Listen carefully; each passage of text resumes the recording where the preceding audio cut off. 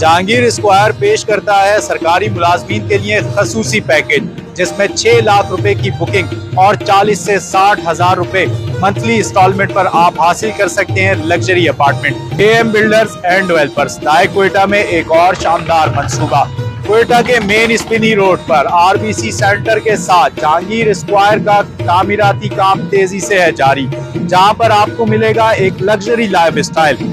Jahangir square की अपनी एक मस्जिद, जहां पर नमाजियों के लिए वसी गुंजाइश के साथ साथ पेशे इमाम की हमेशा मौजूदगी शामिल है। बच्चों के लिए नाजरा और कुरान पाक का दर्स का इंतजाम भी मौजूद है।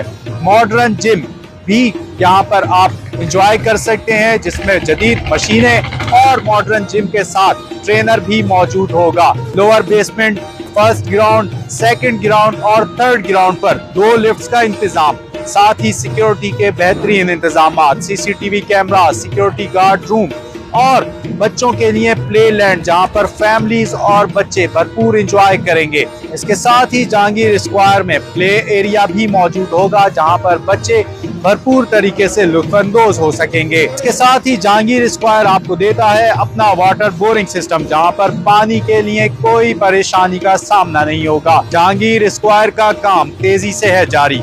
जहांगीर स्क्वायर में आपको मिलेगी लग्जरी लाइफ स्टाइल।